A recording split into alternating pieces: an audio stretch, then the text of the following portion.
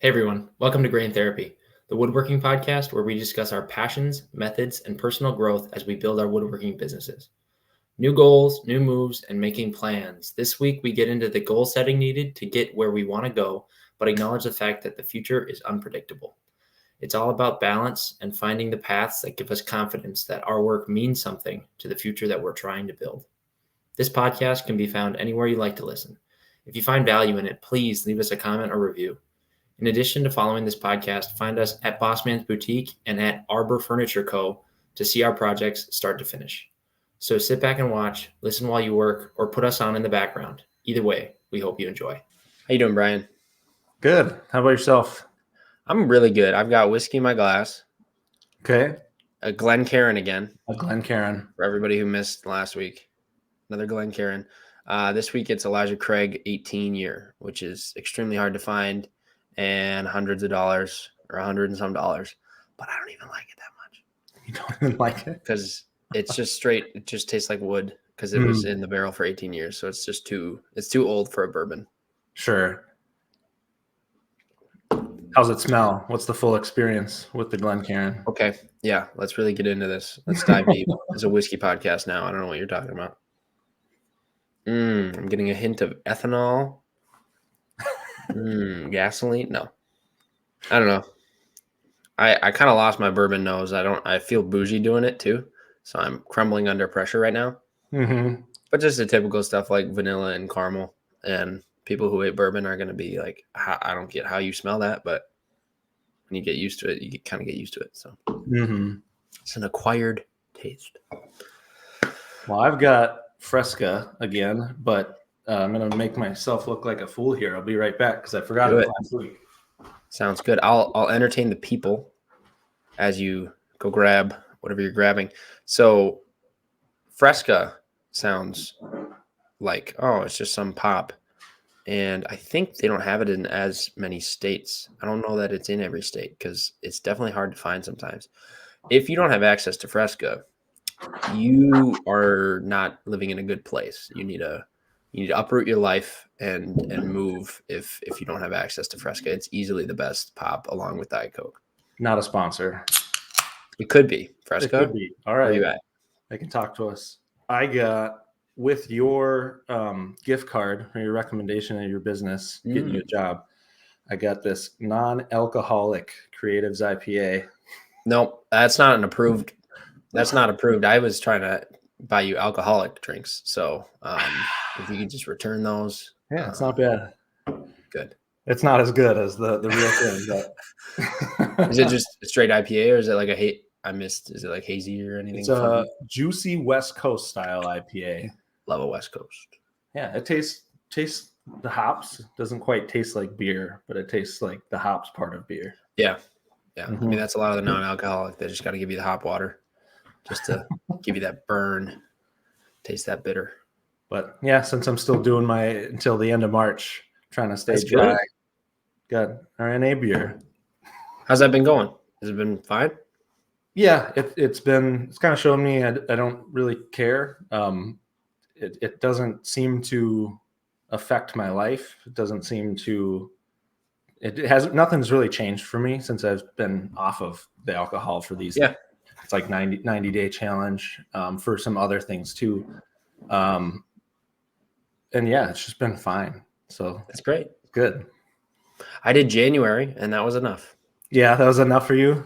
I mean, I didn't rush back to it, but February 1st, I did have a margarita in the airport. So, I mean, you got to have your fun too. Yeah. But April 1st, you let me know if you have a drink or not. I'm sure I will. I'm sure I will before that on my birthday too. So that's fair. At the end of the month here. That's coming up quick. Yeah. The whole year's already flying by. I was editing the year in review video. Okay. And it was like, wow, that was already a month ago or more than that now. But it's just wild. Time's flying. It is flying. Yeah. What'd you get done in that shop this week? So yeah, we made some progress. So I think I talked about last time, we cut out all of the panels on his ShopSaver CNC. that was sweet how fast all that went. We just assembled it this week, and we were kind of laughing the whole time. It took maybe 30 minutes to glue and screw these 7 cabinet segments, and we're just flying because we designed it in the CNC, so everything seated together is pretty much just get it structurally together and screw it to the wall. So we've got a chop saw station, and we've got all of the big machines powered up, except we're waiting for a different jointer to come in. He had an issue with the last one. I saw it was for sale. Did anybody pick it up? Somebody did pick it up. Yeah. Nice. So for people who didn't hear the story, know about it, he had the brand. Oh, did we talk? We already talked about this. I think we did. I don't know if it was on the podcast. I saw it posted on Marketplace, I think. Yeah. The in-feed table wasn't working. It was bowing for the amount of weight that he was using and trying to joint across it. And so he couldn't get anything to be flat over like 5 feet. And so as he was trying to return it, he dropped it with his forklift. And so it fell and hit the concrete outside his house. And I think it was in pretty good condition. Like you couldn't really tell unless you're really looking for it. Mm-hmm. But he said the infeed got a little more screwed up. But somebody bought it and they were ready to fix it. So didn't think it was going to be a problem. Yeah. So did he get his money back still, or did that not happen anymore? I don't think that's business I want to share here, but well, sure, right. I just you just wonder about the return because you didn't get to return it anymore. But that's all.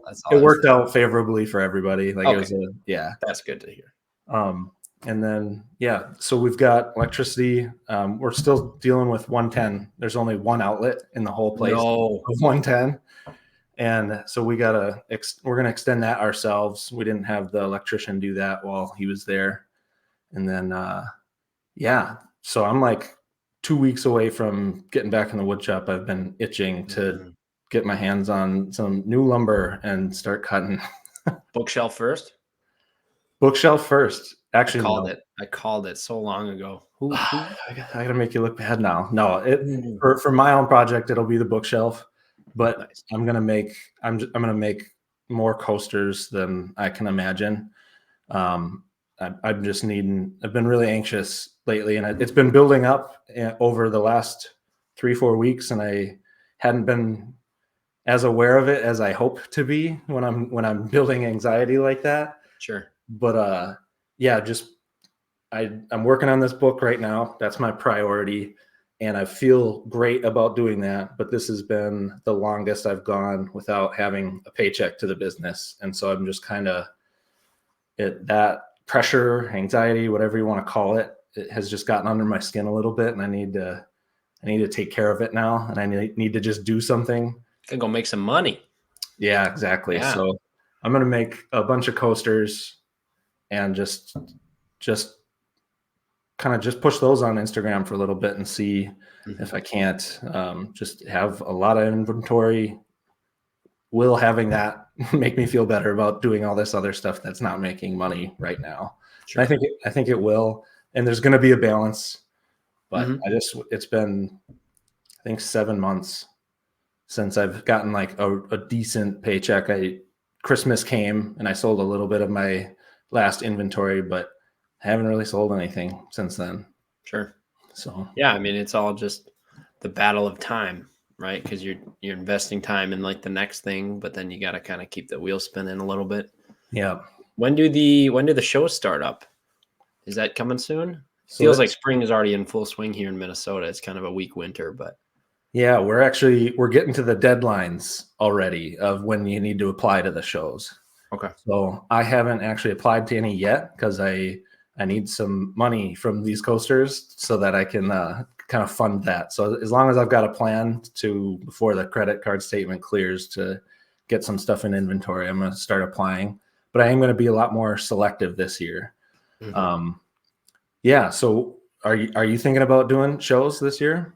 Yeah. I mean, my question, you could probably tell I kind of hinted at it a little bit. I never thought I would do shows, and I've, like kind of we were talking about last week, Like I love the prototyping part of things. Mm-hmm. I think we were talking about that. And so the batching out feels like I don't want to make side tables in batches right now, but honestly, that's just reps, like making furniture, right? And it's not tap handles, and it's not one-off custom things for a business. It's actual furniture in people's houses. So that does get me to a end customer that I would eventually be going for. Mm-hmm. And maybe if they like something small that I'm making, they would consider something big or something custom, right? So Yeah. I think that would be good just to get practice and get the name out. I officially changed. Well, I sent in the application for the business name change today, so it's no longer Whiskey Wood Shop. As long as everything goes through correctly, Sure. it'll be Arbor Furniture Company, and Arbor is the Latin word for tree, and it all starts with the tree, so that's what we went with. And Arbor Furniture kind of has a little sound to it. They kind of end in the same kind of pronunciation, and it sounds fine. So Yeah. I'm It's I'm official into it. now. Yeah. Yeah. I think it's It's hilarious that you're kind of like you're like really mellow and flat and like sharing that's your name. And I know you're happy about it, but at the same I'm time, happy with it. it's just funny to see you just The problem is I built up the name change so much in my mind that Yeah. it's like I don't think I'm gonna possibly find one that's gonna be like, oh my gosh, this is gonna get millions of dollars of sales tomorrow just because of a name. Like it's like I just need something that's not Whiskey Woodshop that Mhm. has like that just sounds too amateurish and more rustic and renovation and wood shoppy. And I want to go more for the furniture company type format there. So that'll be the name, Arbor Furniture Company. Do it with And say it again and do it with like a smile. Arbor Furniture Company. There we go. Is that better? Yeah. I'm trying to make sure I don't say it wrong because like I've thought of a bunch of Mhm. different variations of all these names too. So I'm like, okay, it's Arbor Furniture Company. Cool. So Yeah, that time you said it and I felt like you liked the name and you're confident. okay. There it goes. Don't let me downplay it too much. I'm just there's yeah, a lot of I'm hesitation here. I'm watching you grow into it too as you're talking about it, which is fun. Yeah. Well, it's always weird watching people's reaction to the name Yeah. because I've thought about it for months now. Like Arbor, the word Arbor was in my mind back when I said imbibe. Sure. Yeah. Back months ago. Imbibe was always going to be a portion that is for the liquor cabinets. I don't know why I'm waving a pen around. For the liquor cabinets and for the bars and things, bar carts and all that. That was going to be under imbibe because that's the Latin word for indulging and drinking and all that. So like that was the theme, and then Arbor was always going to be on top, like the main structure of it all. But I wasn't prepared to even say it out loud back then because it was more just like a name written on a piece of paper. So now, I mean, we're down the river, so it's happening. Yeah. I think I like it. I don't think I'll be changing it nearly as fast as Whiskey Woodshop. That served its purpose, and I'm actually really glad I'm changing it. Sure. People are like, why? And it's like, well, like, have you ever said it wrong? Or like, have you ever wondered what it was? Or have you ever like, do you know even what I make at all? Like at least with Arbor Furniture Company, I'm making furniture. There's not much of a question there. So With trees. Yeah. yes. Right. Yeah, hopefully. And some people aren't going to make the connection to trees, right? But like the Yeah. people who have a head on their shoulders who I want to buy my furniture, they'll get it. So that's all right. Yeah, it's a big decision, and yeah, I wanted to keep poking you to see how See if I firm can it was, turn it and around. yeah, you're firm. That's good. But last night, like I was trying to work right at this desk. I was working on some CAD, and I just did not have the brain for CAD last night. I could not. 2 + 2 did not equal 4 last night, so I switched over to try to working on the website, and then I'm worried about, am I updating the website too soon? No one even goes to the website. So why do I care if it's got some Arbor stuff on it? And then it's like, I don't even barely remember how to edit my WordPress website because WordPress is infinitely customizable, but it's also infinitely customizable. So there's so many little details and ways you got to do things. You got to So reteach yourself I had to the interface and reteach all myself. the. So all I got done was putting the logo up on the Okay. homepage. So if after this you want to see the logo, you can go to the homepage at whiskeywoodshopmn.com, which will soon be arborfurnitureco.com. But Okay. yeah, Very it's cool. just it's a lot. And then I kind of hit a stall point where I was like, do I even want to do this? Like the same thing I hit last week where it was like furniture company, like it's a big word. Like can I be a one man thing and be call myself furniture company? It's like, just stop, just make the name change and make some furniture. So like I was Yeah. just overthinking it last night. So Yeah, but overthinking it for good reasons, because right. yeah, it's a big decision, and every time you have a major decision, there's going to be a couple walls of Mhm. resistance at the end of that, and so yeah, it's just that last wave of self doubt, and then you pull the Exactly. trigger. It Yeah, was definitely self doubt. And then I went downstairs, I was talking to my wife, and she's like, "You're doing good." Like she's just like, everything's okay. it's okay, you're fine. And like just keep going. And then she suggested the shows. And I was like, oh, this year I didn't want to focus on any marketing type stuff because last year was my push to try to go a bunch of different routes. Mhm. But she's not wrong.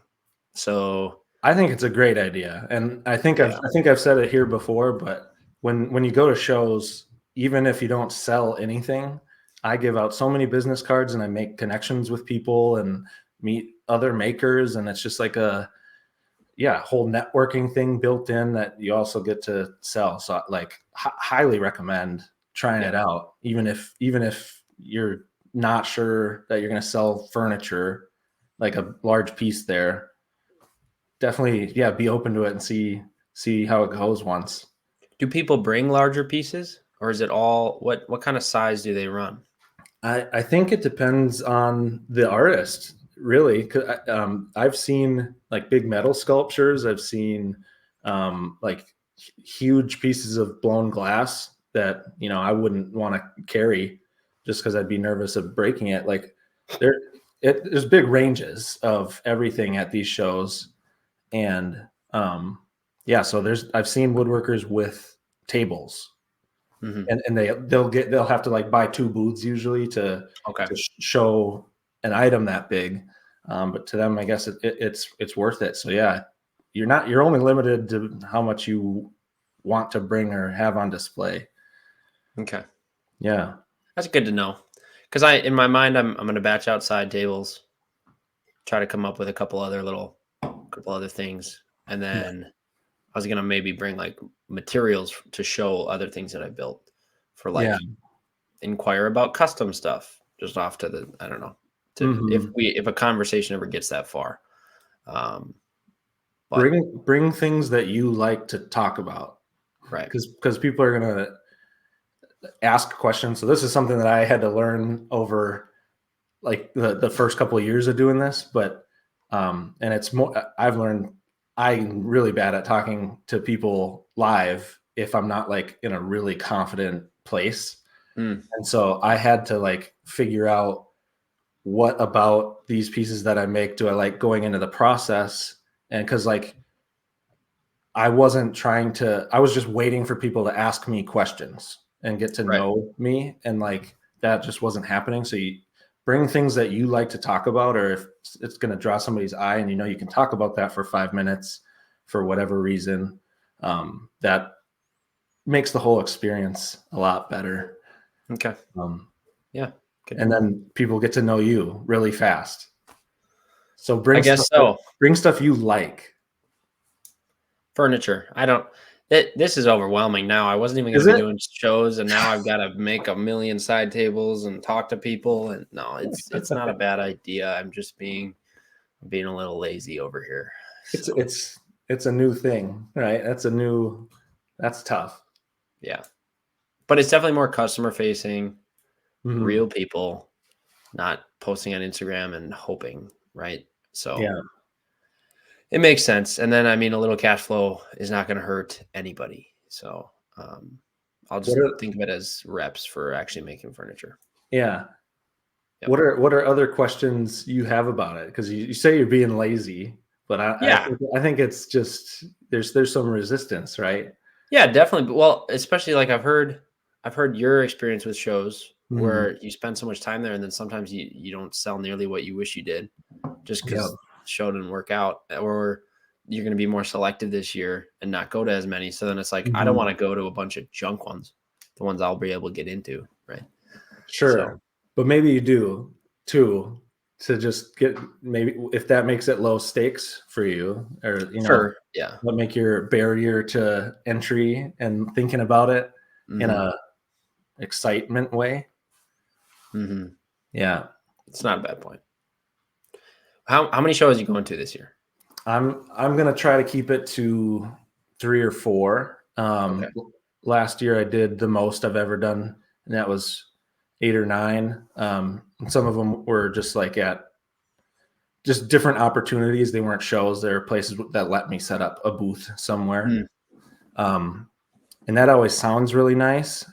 And it usually isn't as good as you'd hope that would be, at least in my Because people aren't experience. in the mood to buy at that time. I think they're there for other reasons. And then your random booth here that has art isn't really what they're expecting to see that day. So and especially with my work, it's at a kind of a high price point for Sure. the items that they are.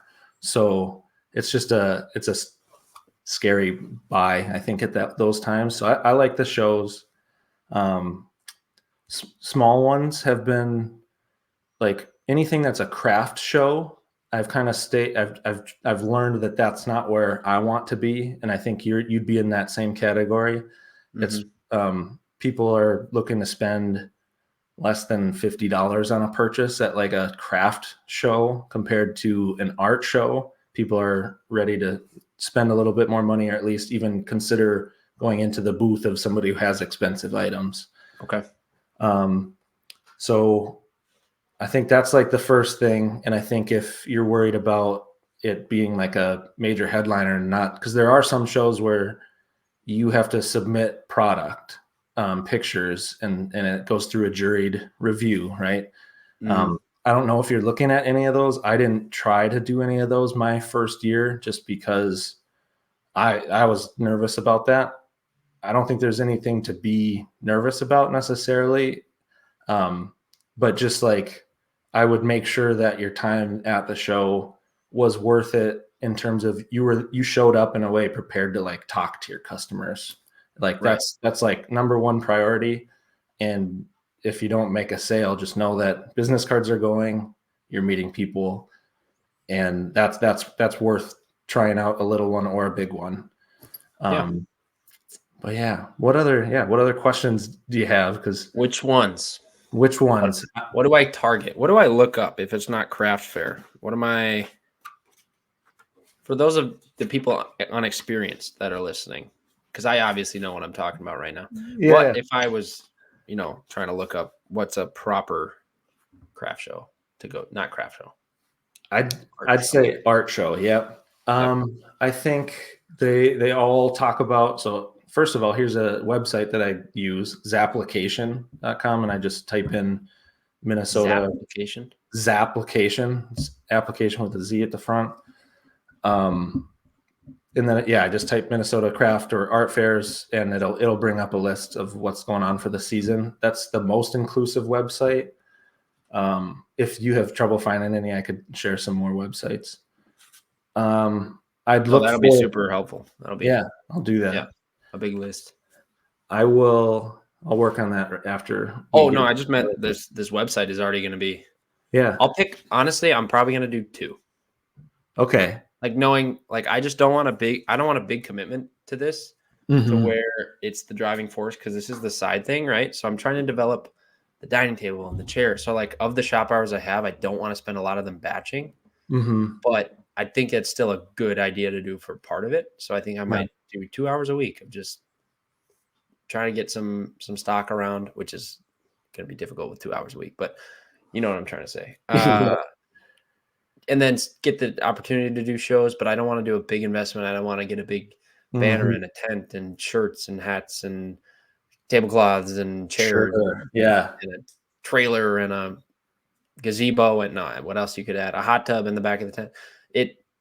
It's just what if I don't want to keep doing them, right? So I don't want to go all in on this on the shows yet. But Sure. Yeah. So if in that case, like if you're balancing budget and investing in all this stuff, you're definitely going to want an indoor art or craft show that doesn't require a tent. Anything outdoors is usually going to have a tent. But yeah, I think if you're talking side tables, that would be all you'd actually really need is something to block off and then have your product like on display, and maybe you're got a chair to hang out in and but if you have other things that you want to display on a table, there's cheap Amazon cloths for like $20, and so it's not a huge investment. Right. But yeah, so indoor will have less setup things and will usually cost less. And then so I'll be going to. I really wanted to go to Uptown Art Fair last year. That was like my number one on the list, just because I knew how big it was. And another one of the things I look for when I'm searching is how many years has this one been going on? If it's like a first time show, I have learned that you have to really think about if you want to go to that, because the organizers aren't going to have done the logistics very well. Not a lot of traffic. The traffic's not very good. That's not always the case, but yeah, make sure it's the place putting it on has been doing it for more than like 5 years, I would say. It just makes it significantly more worth it. But yeah, Uptown Art Fair was huge, and nobody there sold a lot. And I don't know. So there's a funny factor that I think happened, which was they're selling marijuana drinks for the first time in public at that time. Okay. They were just got legalized and were on sale at like public events for the first time that I ever saw. Yeah. And it seemed people were a lot more into that than looking at and buying art. Yeah, they were distracted. Yeah. I get it. Okay. That was a tough day of conversations with customers. Those patterns must be wild. That's all I got to say. The patterns you're selling. Yeah. People would be pulled in for that if they're drinking those drinks, but definitely. I go to St. Louis Park Art Fair. That's like a smaller indoor one. That's probably the one I'd recommend for you to try to get into. That's like perfect. What else? The Rivertown Art Festival in Stillwater. That's my biggest one every year. So that I'm going to that one. They do a really good job of setup, organization. Yeah, these all sound good. They sound legit. That one you need a tent for, but people come there ready to buy. Nice. So yeah, some of the stuff you just learn from being there, but yeah, just sign up and try it out is the way I did it.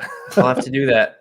That's actually, it actually sounds kind of fun in a way, bringing all the stuff, setting up, taking people's money. That sounds like the most fun, but my favorite part is getting to see other vendors that I've been next to before, and you get to say hi again and ask how they're doing, how the year's going. Yeah.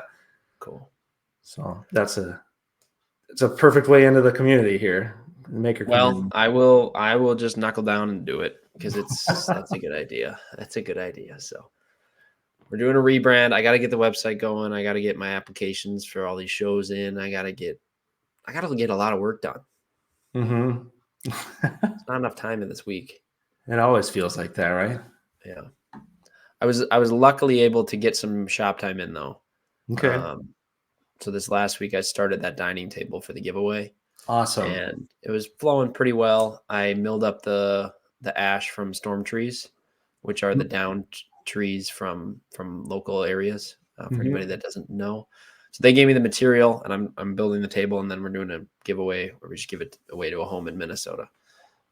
So watch my Instagram at Whiskey Wood Shop or whatever the new handle turns into for that giveaway. But the wood, right? So it's a downed tree nearby and then it was kiln dried. I don't know if it's because it was kiln dried and how fast they kiln dried it, but one of the slabs has a fairly hefty crack through it. Okay.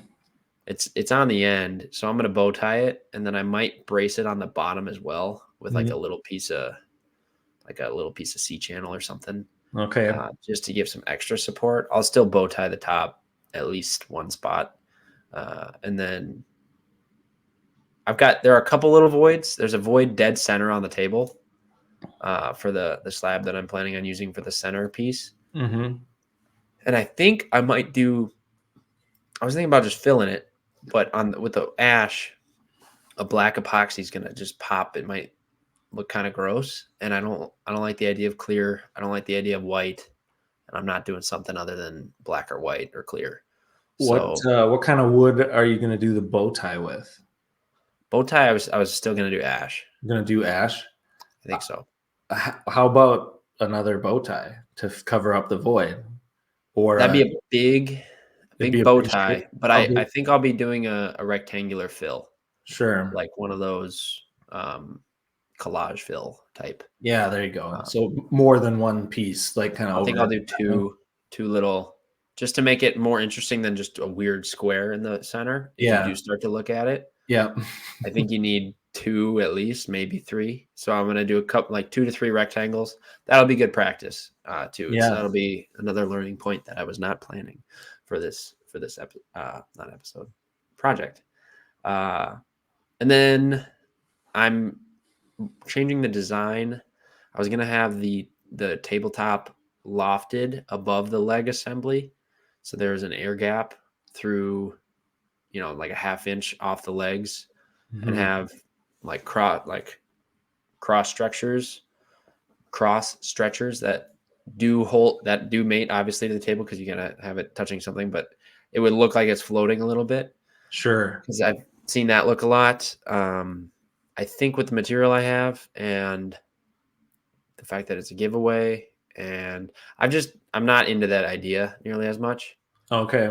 I want to go a little simpler because these legs are going to be difficult enough. So. Okay. Yeah. So you're still gonna do the floating thing, or you're not? You said you're not gonna. I'm axing the floating thing. I'm gonna mate the table all the way down to the top of the legs. Okay. And so we'll just have some main stretchers across the length and width. Mm-hmm. And I've got my legs cut now, and so those are kind of a double taper situation. So I've got the main stock. I milled 1 3/4 ash by 4 inches. Then I cut 2 10-degree angles on opposite sides that go through about 3 inches of the width. So it kind of has a taper from 1 3/4 on one side. It has a straight section that lasts about 1 inch, and then it tapers down on a 10-degree angle to 1 inch thick on the opposite side of the leg. Okay. So that's a slight taper there. And then from that point, so that would be the whole leg is still 4 inches long, wide. Mm-hmm. I wanted to add a taper from the top down to where the 1 inch seam line meets at the bottom of the foot, if that makes sense. So like if you have your leg vertically standing, it's on a different plane now, the taper. Yeah, you're on the side. You're not on the face grain. Now you're on the side grain of the board. Yeah. So I tapered, and this is along the tapered section, the 10-degree on both sides taper. So I had to cut from at the top having 4 inches, and then come down to about 1.5 inches, where the line is of where the taper starts if you were on the face grain side of things. Sure. If that makes sense. So if you're looking at it, there's the seam of where the 10-degree taper starts, and that at the bottom, that point is where the actual leg meets the line of the. Yeah, I think that'll look really cool. I'm laughing because I'm thinking about having this conversation with like my wife or something, and sure, having her, she would be like, I have no idea what you're talking about. And I should have prepped. Woodworkers lock in with me right now. Yeah. Lock in. So I apologize for the people we lost. I should have saved this conversation to the end. Just no. Just listener, rewind it and keep listening to it until you understand. Eventually, you'll get it. Yep. Yeah, Just you'll start get it. drawing what you think I'm saying. He made perfect sense, and the way he explained it, you Okay. can picture it. Thank you. So the fun part is at the top of the leg where it's going to mate to the table, where it's 4 inches wide. At the inch wide section where the tapers are fully drawn out, it is an inch wide. And then because I have removed that material, you lose that taper. So then it gets wider toward the base of the foot. Mm-hmm. So it goes from an inch at the top. Now you're still looking at the side grain. It goes from an inch down to an inch and a half. So there's like a double taper thing. And the hard part is I didn't know how to make that cut. And I was dancing around the shop trying to think about it. And that morning, so if you remember last week, I had the sniffles during the podcast. So I was sick for a few days. I don't know. It was just not a fun cold. I didn't get tested for COVID, but honestly, it could have been that with everybody getting it recently. But Sure. I was feeling okay. But I'm in the shop in the morning, and I was hating wearing my mask. I was just getting so annoyed. I did not want to be in there. And then slowly throughout the day, once I figured out how to make this cut, all of a sudden I started feeling better. And it's like once you do some problem solving in the shop, like things just start to feel better. And then literally since then, I haven't been sick. Like after I got out of the shop, I felt great. I worked out. Like I hung out with friends that night. Like the wood shop cured me. So that's a tidbit. It's like the woodworker's version of creative block. Exactly. Yeah. Exactly. So the way I had to end up making that cut, it's a 28-inch leg, 28 and a half. So in order to make that cut on the taper, especially with it 4 inches thick, now I need like 30 inches. Then plus, if I were to cut it on a table saw, that'd be the obvious answer is table saw, sled, and clamp it down. I don't have a lot of surface area that's square of what I need. I only have like an inch of surface area, the whole length of the leg. So I don't have a large table saw, and I don't have a sled that's at least 30 inches. Plus, I need probably another 5 inches for it to still ride on and get on the other side of the blade before we make the push, right? Yeah. So I didn't want to build a huge sled for this. So what I ended up doing, I almost freehanded it on the table saw. I started to line that up. I started to hit a little bit of grain with the saw, and I was like, nope. I just quit. I ended up building just by marking with the leg in space. I leveled it on a piece of plywood, and then I put blocks underneath, and I made a sled to go through my planer. There you go. Cool. So I planed that top angle down until it took one even pass across the whole length. And it worked so well, and that cured my sickness. So I got my 4 legs. I'll post a picture. People on Instagram probably think I don't exist anymore, but I got to get more pictures up there. But it was a fun challenge to try to get those cuts. I'm going to add a couple little chamfers to add a little more geometric dimension to it. But I think the legs will be a subtle detail that kind of make the top or the table. So that's awesome. How did it? Well, a couple questions. It probably felt awesome to solve that problem, and how did that feel? And then, was that an inspired idea of how to get there, or did you come up with that? The planer? To just tip it on the planer. My mind was going I know I've seen that done, but I've never tried it. But I've also the first thing I thought was I'd make a router jig and just kind of. Yeah. So the router jig, I thought about that. I don't have a long enough router bit. Oh, okay. To where if I were to block up a space, I would need to add probably a 1/2 inch riding surface. Mm-hmm. And I was worried about it staying square to the leg, right? Because I only have that inch of surface area. So it was very easy for your hand to just push it and then have the leg tip down onto the 10-degree tapered surface. Yeah. So I was a little worried about that. I was also looking at track saw, but there's just nowhere to clamp that thing in place. In a perfect world, I would have done that earlier, but you can't get the 10-degree cut the way I did unless you do that prior.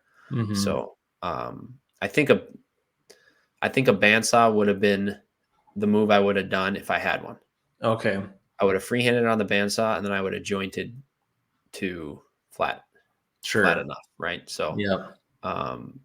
yeah, I probably have seen it in a video. I just was walking around the shop and interrogating every tool that I had to see if Yeah. it could make the cut. I was like, okay, what are you capable of doing? And then I ended up doing the planer. So no, yeah, it felt good. It felt like I actually know something now and have some legs that I can repeat. So Cool. yeah. I'm happy with it. Yeah, I mean, we'll see how it fits up. If I were to do it again, I would do thicker stock, and I'd go a little more aggressive on the angle instead of 10 degrees. I would do probably 15 just to get more pop from that seam for the line where you transfer from the flat surface to the tapered surface. Sure. So, but with the lighting, if the lighting hits it right, it's subtle enough that I like the subtlety to it. So we'll see how it sands out. I'm worried too if I sand too deep, I'm gonna ruin that line. So yeah, you got to be careful with that. Yeah. So I'm excited to see that. I don't want to overhype it. Things could still go wrong. I got to cut the mortise in the top for the stretcher to go through and everything. But cool. What's after the legs? Yeah, just the stretcher pieces, and then I got to do those bow ties and the filling on that top piece. So it'll probably just be that, and then adding a bunch of edge profiles. Tables are, I don't want to say easy because I'm not done, but like there's 5 parts to the thing. It's 4 legs on the top. It's really not that. Yeah, they're huge pieces, but there's not very much to them. Yeah, these cabinets I've been making are so like order of operations and like 5 dados per panel. Like it's like complicated, and then these are just make a square. Like it's a giant box. Kind of fun. So yeah, so that's the table, and then next up is the chair that I don't have designed yet because I've been failing. So have you gotten all your dining room pieces designed? Are they all dialed in? Living room, I've got a bookshelf. I've got an idea for another bookshelf. I've got an end table designed, and I've got the locker right inside the door designed. So yeah, I've got. Is it a built-in? It's not going to be built in. You could paint it. I could. A mud. Have you heard of a mudroom bench? Have you seen those before? Yeah, it's basically that. Yeah. Okay. Cool. That's kind of what I designed with one divider. But I think, I don't know, maybe my wife will want to paint it. So we'll have to figure that out. Or do like a paint only the back third that touches the wall or something. So there's like a sure. There you go. Cool. Just do something different. Yeah, I like that idea. So I've got those pieces, and then I'm trying now, while balancing still writing this book, I'm trying to make the plans right now and like actually have them printed, and when I'm making it in the shop, have the words right there in front of me so that I can just like redline it. So I'm kind of just like going through the steps in my head, like really loosely, and just here's the whole flow to this whole project, and then build it. And so hopefully 2 weeks from now, I'll be cutting on the first bookshelf. That's sweet. Yeah, that's sweet. So, are you doing it in Word? Are you doing it in Excel? How are you formatting your? I'm just using Google Sheets. So I actually like that, the whole Google Drive system. Yep.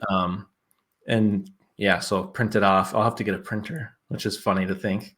Business has got to get a printer. Yep. That's funny. Yeah. So that's all that's really that I'm going to be building anytime soon, other than coasters. I'm not going to go through that process too fast. I'm just going to build one piece of furniture at a time and kind of take my time through that. Sweet. Yeah. Okay. Back to that. There's so much going on. I for some reason I don't know what to bring up next, other than just the changes when you look at the difference in what we've been talking about. I did not expect that we would pivot so much in these months. Like, not only am I not Whiskey Woodshop anymore, I'm talking about doing shows. And it's just a different outlook. And you're writing a book, and you're in a whole new shop, and it's like different. The polar, like, think about how fast we've changed in the past 3 months. Yeah, a lot. It's crazy. And it feels like it's speeding up and getting faster. And, but yet I don't know what it feels like for you, but currently for me, it's getting faster and faster, but I'm able to keep up better than I've used to in the past. And it feels like you've talked about yourself, like, kind of riding that line before, riding the front of the wave. Yeah. That's kind of what I feel like I'm there right now for the first time. But it's crazy to see how fast that wave is moving right now. Yeah, it is. What else? Yeah. Try to predict the next 3 months. What's going to be crazy different? See, that's what I was going to try to get into. Part of what was tripping me up last night was, it's like, I'm making all these decisions to where I'm worried about having to keep pivoting all the time. I don't want to have to, like, do a bunch of work here, then pivot, then do a bunch of work here, then pivot. It's like, then am I wasting my time? It's like, well, what my wife told me was, like, just look at what you did. Are you mad you did it? Because you did good work. So it's like, just appreciate it. So what I think I really need ultimately is like a 3-year, 5-year, 10-year plan. Because right now I'm having a hard time prioritizing. Like, I'm like, I got to get this table done. I don't want to release this table. I don't want to do the giveaway, like all that promotional stuff, until the whole rebrand is done. Because I don't want to, like, get, even if I only have 4 people who follow the page because of the giveaway, like, maybe it doesn't even do that well. Like, maybe it doesn't get that popular, right? But why would I do a big effort to, like, get my name out there and then change my name right after that? Like, I need to get the name changed, get that all done, is what I'm saying to myself. Sure. But then it's like, I need to just get something built too. And I need to get more quotes going. And, so it's all these little things fighting. And it's like, because my goals have shifted, I've lost the prioritization. And just like the self-doubt train of furniture company being scary words. It's like, well, do you want to build furniture or not? You do. Okay, just keep building furniture and then see what happens. And then if it, kind of like we've been talking about, like, I'm not in a rush to go full time anymore. Almost to the point now, what happened last week is I was like, do I even want to go full time? It's like, don't go that far back. Like, you do, but you're just being scared and lazy because I'm dreading the some of the things that you're going through. I gotta hire an electrician to set up a shop someday, and someday I'm gonna maybe have to hire an employee, and then I gotta worry about their pay, and then someday, maybe even further, I gotta get a big trailer and move furniture somewhere. Like, I'm like picturing all the possible things that could happen with the scale that I'm thinking about. And I'm just like, or I could go to my cube every day, do some engineering, and get paid for it. So that's me being like, I'm giving up on what I actually like in order to try to be more content. So at the end of the day, I just need like a 3, 5, 10-year plan to know what to prioritize. Sure. It's tough. I had a lot of reflection while you were kind of saying all that. I could see the trip going on. I just had to finish. I had to land the plane.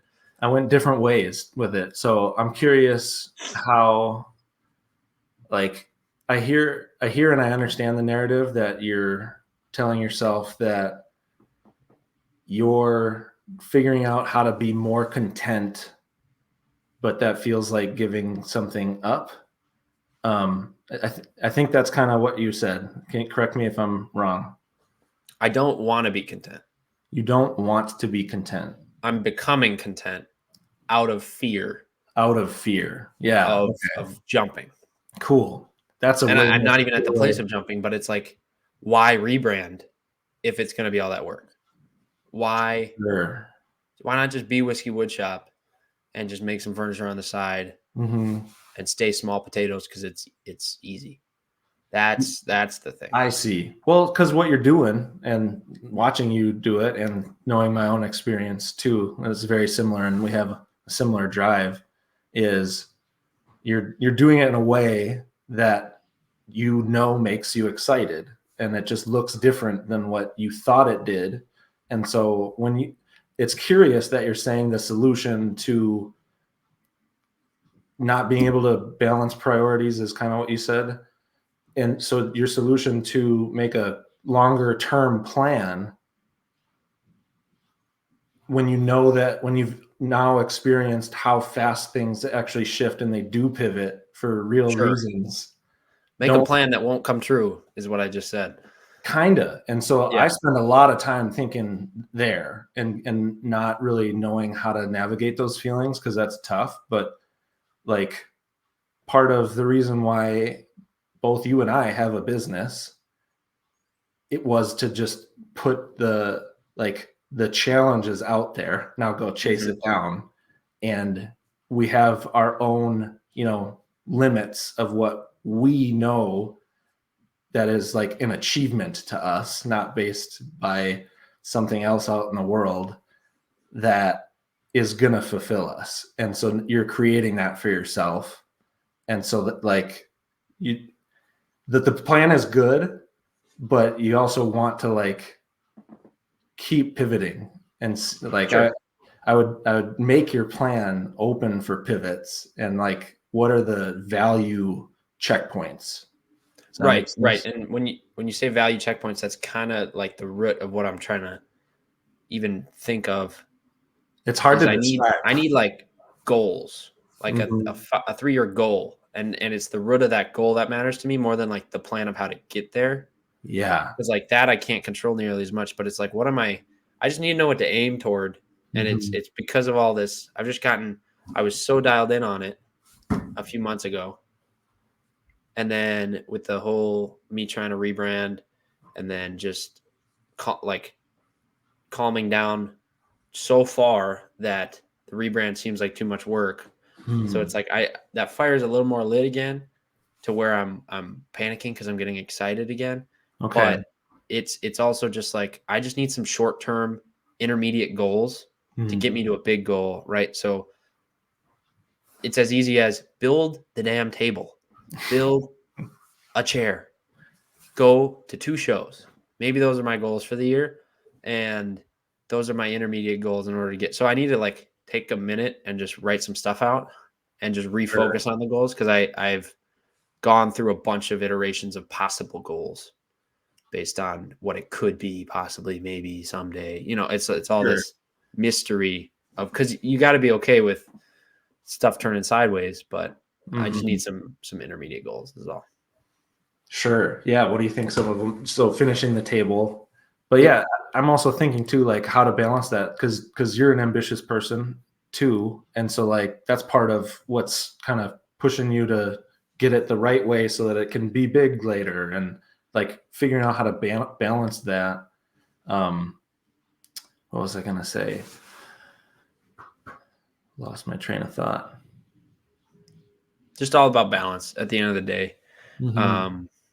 I think the expansion of the portfolio, kind of like I hinted at the New Year's recap, that is the ultimate goal for the year, is just expand the portfolio, show people, also learn with the new pieces too. So get the skills, eliminate roadblocks that I'll eventually need in order to go full time. But it's all about the portfolio. And once I kind of root this new brand, I can kind of be done with worrying about that part. And I need to just stick with this I don't want to be changing this in 2 years. Like Whiskey Woodshop was only 2 years long. So even if it's not perfect in 3 years, if I'm playing around with some other stuff too, just keep moving and just stick with the goal. Sure. I feel like I'm like a vulture circling around what is your actual fear, and I can't. I'm being careful about what I say, because I don't know what it is either. Okay. No, I think it's literally kind of what I hinted at last week, of worry about it pivoting again. Sure. Totally Why would back that be into bad? Like, I guess that's the question that I keep asking myself as you say it. And like, I think there are obvious reasons why it could be, but is that the problem? Do I need to ask that question? well, it's Why like do, why do you think it's it's bad if you have to pivot again in 2 years and change your name again? Why is that the end of the world? because then I feel like I wasted time now, and wasting time. That's probably there. You go. I think we found it. Wasting time is a big fear of mine. I Sure. get very uncomfortable when I'm wasting time. I feel like that too. So is that a productivity? Is Oh that yeah, based? So that's built on productivity. and Sure. I value my day and my time and myself by my productivity. 100%. Yeah. More Okay. than probably anything that I Yeah. value myself. Like, what did That's I what I, do yeah. today that'll That's what set I'm me up for anxious today? about. This is full circle. You know, we said that a whole bunch last episode. I'm still doing it full Full circle. circle. Bring it I'm back. still anxious about, like, I'm getting anxious hearing about your anxiety right now. It's funny. Mhm. I went up a notch. You're Um, welcome. hey, it's all cool. That's what we're here for, man. I'm anxious about the same thing. It's like, here's this thing that's in front of me that I know that for me to achieve my own internal goal, sometimes it's a goal I'll never be able to articulate. It's just something that in my bones, I know I'm measuring myself against this, and I know I'm capable of that, and I can reach it. And I know I can. It's just about discipline and how do I balance my life. I also want to balance my life really well while I achieve that. Mhm. And sometimes that gets to be actually too much, right? Like, and you Yep. can't do anything about it. So it's part of where I was going back is like, we're seeing that to meet those internal goals, there's things that have to be a little bit different, and we don't even fully understand them. And now, I guess for now, I'm speaking just for me. If I make that change, am I going to be able to explain that if asked? Right? Like, is Mm. that part of what you're experiencing? Like, A lot of it, I don't feel like I feel like I don't have to prove a lot to people because, like, most people that would ask aren't doing they're not doing what I'm doing a lot of sure. times, right? So it's like, if I make a weird business choice, oops. But I don't want to have thought about the correct way to do it, thought of something else, wasted my time on that for months, and then had to go back to the correct way that I already thought of. Sure. So it's like it's an efficiency thing. I'm Mhm. always thinking about, like, I do it when I'm like leaving the house. I'm like, okay, so I'm going to grab my water first, and then I'm going to grab my keys. Yeah. And then but if I grab my keys first, then I go back and grab my water. That's not right. Like, it's down to that little, I'm like like, that too. Like, I'll be making something in the microwave, and I'll be like, oh, I've got time to grind tomorrow's coffee beans, and like quick do that, and you've then I'll go got a do this minute, like other 27 challenge. seconds left. Yeah. Yeah, I do that too. So that's kind of like on the big scale of months and years and stuff. It's like, well, if I never go full time, let's say that. Let's say I never go full time. Is this Mhm. worth it? Maybe it is. Maybe it's not. I'm not paying myself right now, Sure. so I'm not getting any monetary value. I'm getting skills, but if I don't go Yeah. full time, do I need all the skills that I got? I'm getting tools, but the same argument there. So then it's like, let's say I never go full time, Yep. I should just be making my own furniture then, and then I can still get skills and I can still build myself furniture. I can't get the tools or the money or that stuff, but like I'm barely getting that anyway, right Mhm. now. So that's the feeling is like, Do who am I doing you this for? do you trust that the thing, like, that the internal goals that you set for yourself will put you through challenges that give you the skills that you need to do what you eventually want? Can you say that one more time? I'm going to try to say it exactly the same way again, but I Yeah. don't know if I'll be able to. Um, do you trust your internal, like, goal setting enough to a point where if you achieve those internal goals, and like that's like the pivoting almost sometimes, is like, here's this new internal goal that if I just listen to it, do you trust it enough that it will help you gather all of the things you eventually need to do the bigger thing that you want? Because then you can just follow your internal compass. But if you don't trust that enough, then you have to think about all of your decisions, right? And like have to, there's a slippery slope there, and there's dangers, there's pitfalls that direction. But like, I guess that's what I'm learning. That's what I've been learning. It is a tough question, because that's the thing. That's what's been changing my life slowly, is just like, okay, like I'm listening to that part of myself. That's that thing that I want. And then as I try to achieve that internal goal, it solves this other problem that I thought was unsolvable. And then it helps with this other thing. And then I learn this, like, it's more of just, I mean, it really is the difference of what is presented to me that's exactly for me right now, and just trying to recognize those moments as often as possible. Okay. I went on a huge tangent. Yeah. It all makes sense. I'm just trying to think about how I actually think. Because like my first response is like, yes, I trust myself. Right. I think I'm always checking my own like desires or goals or whatever to make sure, because there are 17 different versions of what I could want at a given day, right? And it's all about like my external stimulus that's making me want the things, right? And it's about saying no to certain desires that do come up. So it's like, I want candy. No, like I my ultimate goal is to not have candy, but my short-term brain says have candy. So it's a bad example, but you guys kind of get the root of what I'm saying here. So it's like, I'm trying to check the small ADD type goals that are coming into my brain. Like, oh, hey, I should do that. I should do that. Those are fun. Those are fixate on this thing for a little while. You have a blast, but then I might feel afterward that I wasted my time, because I could have figured out that ultimately my goal was somewhere else.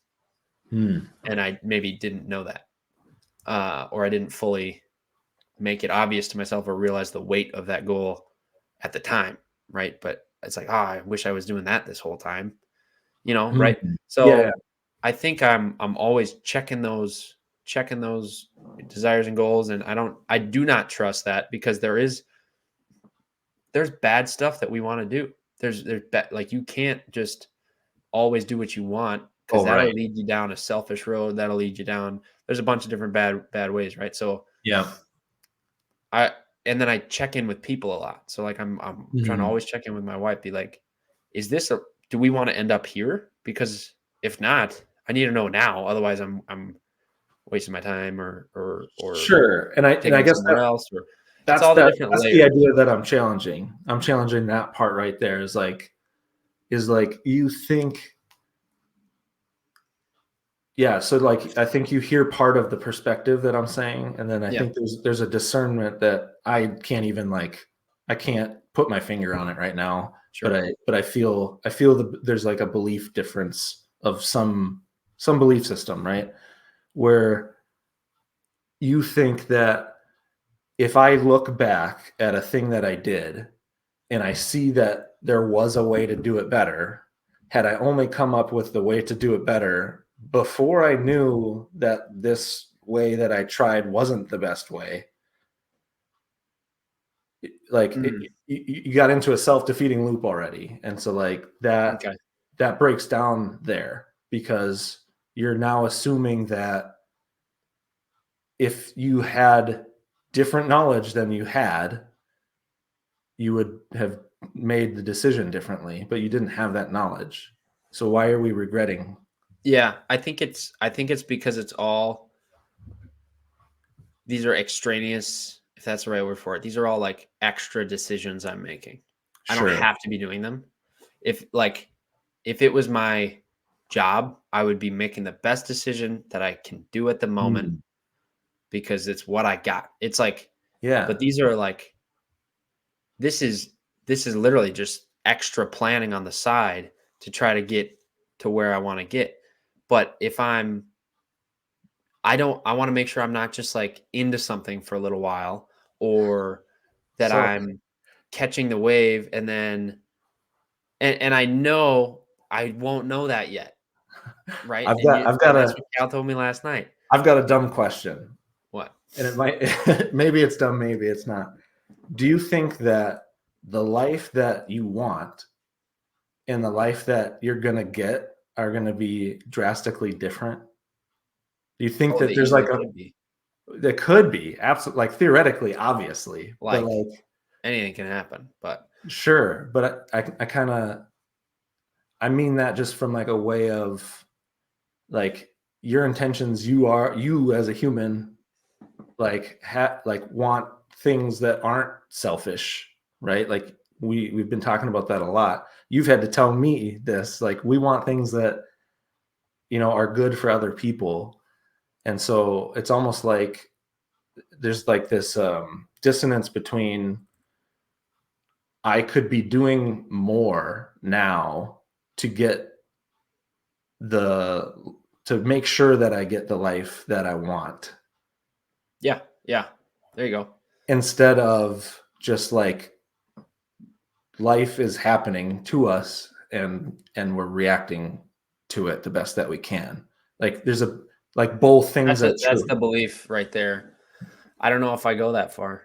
Both things are true. I think and I think it ebbs and flows and like and how that plays out.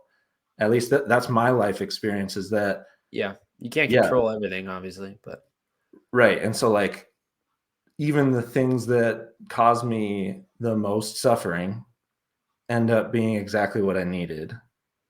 oh yeah, I mean, by the time you But that's get what past, we're afraid of. Like that's why you say I'm fearful of being too content and then like not getting the balance right.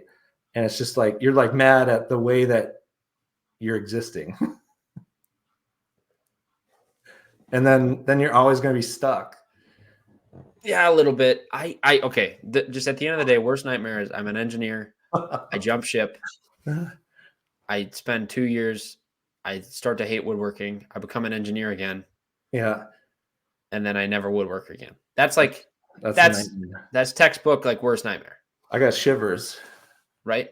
Picture that. Yeah. Picture that. Like imagine and then you're at that engineering job and you again all of a sudden again you're like I can't do this anymore. Hmm. Think about that, and then it's just this, right? So I'm just trying to check, and I was good, and now I'm back in here again. But yeah, this morning when I filed the name change, I was like, yeah, we're gonna do this thing because all the evidence that I have right now does tell me that I want to do this, Mm-hmm. right? Yep. So it's just the worrying, right, that we talked about Yeah. last week, and that pit of despair where it's just like what could go wrong, everything, and prioritizing, setting goals, all of it. Yeah. But You're good at diagnosing your own, like what's going on with you, and you do make the adjustments like that. well, I Seem understand when I'm perfect. being a little manic, right? Like I kind of Yeah. get it, but Yeah. I don't think you're being manic. I think no, that's just I'm just part of exaggerating here. But yeah. But I did pull you back into the anxiety a little bit, and so apologize for that. But I think that's no. also the fun place where, especially with somebody, like that's where all the learning is. Mm-hmm. Well, Mm-hmm. and it's a good challenge. It's a good challenge, and I don't think I'm like shooting myself in the foot by worrying about this stuff. It's just like if my ultimate goal, I keep saying it, and I think Mm-hmm. that's okay because that is my ultimate goal is to be the best husband and dad that I can be. I'm not a dad yet. Uh, if those are the ultimate goals, that's why this is the secondary goal for me. Mm-hmm.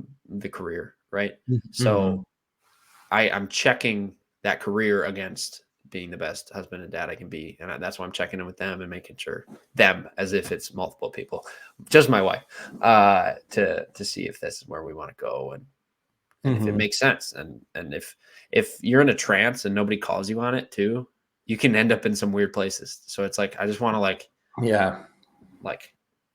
because I've gone through a lot of hobbies. I used to have a million hobbies and now I have one. So sure. Well, from what I see from my seat, it looks like you're on a path that's growing you a lot, and that's awesome. And who knows, it seems like woodworking is going to be a part of that. So I think you're doing a great job. Yeah. And I think kind of what you're describing, just like, I want to generalize the last like 20 minutes of our conversation just to see if we can do it. It kind of seems like both of us are in a stage of life where we take action, we reflect, we take action, we reflect, we take action, we reflect. There's not very often we're taking multiple actions and then reflecting, but that is an option, right? And so like, it seems like we're doing the 1, 2, 3, 4, 5, 6, 7, 8, which is really good because it brings a lot of intention to things. But I think, and what I'm learning and feeling over time is that reflecting is a muscle, and we get really proficient at that too, and things start to get easier. Sure. And I think that's awesome that you're doing it as young as you are, doing a thing that you're doing, like, seriously, like, that's incredible. And it's just super fun to be that's weird to me, because I'm like, are other people not thinking about stuff like this? But I feel like that every single day. And yeah, I'm older than you, and it seems like there's not a ton of people actively reflecting. Some people are just floating in this world, and I don't get it. But yeah, so I think that's super cool. That's like that end the episode. That's a capstone to that. That's it's big stuff. Yeah. I mean, that's good. I mean, that's the whole story arc of what we're doing here anyway. But it's just it's all a huge stack of papers that I got to get through of all these little tasks. Yeah. And it's that prioritization thing to try to make sure that I'm actually doing what I even said I wanted to do a month ago. Because I know I was feeling that pretty well. Yeah. And so I'm trying to make all the main goals kind of stay the same and get a rhythm, and just then I can put my head down and work, right? Versus looking up, wondering where to go the whole time.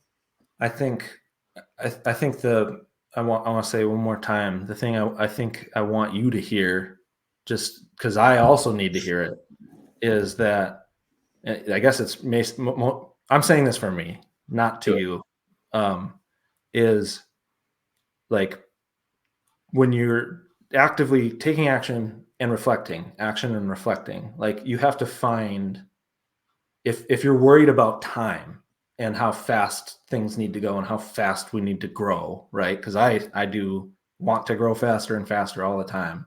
Like, I sometimes get anxiety about that. Like, oh, I could be growing faster. Yeah. Growing fast equals something, but I'm not going to even try to define that. Growing slow or growing at a different speed equals something. I don't really want to try to define that, because if I try too hard to define that, then I'll be putting myself into a box in how I make my decisions. And like, so that's kind of how I think about it. Like, I need to figure out what is that action reflection schedule that keeps me the most energized, because there is fatigue. And I think part of what you're experiencing and saying I got too content is I think you got too action and too heavy on the reflection orientation, and you're experiencing fatigue, right? 100%. Yeah. So, but 100%. Yeah. But I also don't think, I think it's dangerous to assume that now I've got a just really long-term plan and I'm just going to stick to that. Well, yeah, I mean, you can't That's be where the balance the is. second you're so stubborn is the second you lose, right? So you got to Yeah. make adjustments and everything. But yeah, I Yeah. mean, it's that the whole. If we were to draw a chart of the episodes and my like fire, Yeah. under my butt to get going on full time woodworking, it shot up real quick. I was riding super high on I got to get out of my job. I can do this. We're gonna go. And then it was wait, like I'm not even doing the side hustle well. So chill out, do it right.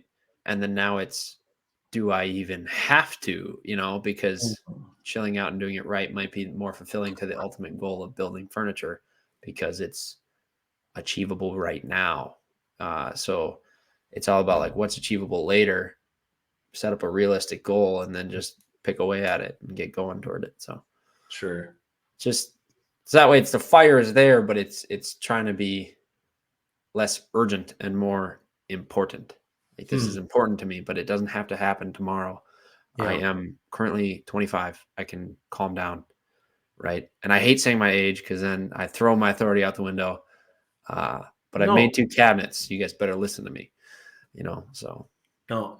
I think it's funny because yeah, you haven't been doing woodworking a super long time, neither have I. But it's just you are an expert in observing your own behavior and making changes to that to make your life better. So that's like yeah, you're an expert at that.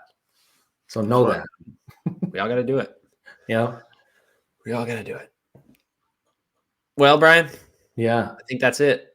That's a good one. That was a good I think we've gone conversation. full circle yet again. We did. Oh, recommendation. You got something? I actually forgot about it, but I now I can run one. okay, you go first. I'll think of something. That's great. So while you're thinking, I'm going to rant for a brief moment, just because I Right. actually did forget what I was planning on recommending, and so I'm hoping if I just continue to talk for a few minutes, it'll magically come to my head. Have you happened to think about what you're going to recommend today? Strawberries at Costco. Strawberries? Okay. That was like the highlight of my week this week. So for Why? whatever It's not even strawberry season. they were good this week. And unfortunately, anybody listening to this and getting this recommendation, it's going to be too late probably. But That's true. That's true. It's going to be way Costco late. produce. Costco produce is so Good good. to know. Good to know. And I do appreciate you for your strawberry tidbit because I've now remembered. I'm going to recommend a super short podcast for this kind of thing, furniture, because this is a recommendation by Arbor Furniture Company. There is a Spotify podcast called Furniture Industry News, something like that. Okay. And it's about 12 minutes ish, 10, 12, 15. And they post like 3 times a week. And it's really high level stuff. So like Macy's just closed 150 stores and da da da da da. And they're finding that in boomers, there are 60% of boomers that are going to brick and mortar stores. With Gen X, it's about 56%, while millennials are closer to 40, and then Gen Z is like 36, which that all makes sense. And then they talk. It's just like news about what we kind of try to do. We're on a very different scale, obviously, but it's interesting to listen to sometimes. I do it in the morning. Okay. And now I'm starting to take notes. I feel like even if it's not directly applicable, it's still like the mindset of the business part. And I didn't go to business school. I went to engineering school. So just like becoming aware of business talk and how like strategies of business stuff and how the furniture industry even works, even on the big scale, is going to possibly help. So Yeah, cool. if you're into furniture, maybe check that out. Perfect recommendation. There Awesome. we go. Okay. Now it's over. Now it's over. Have a good one. You too. Bye. Thanks for tuning in this week. We'd be having these conversations with or without you because we get a lot of value out of this and we learn and grow together, but we're glad that you're here as well. Yes, please let us know what you think of the podcast by leaving a review or a rating, but also comment or share with your friends in the woodworking or small business community.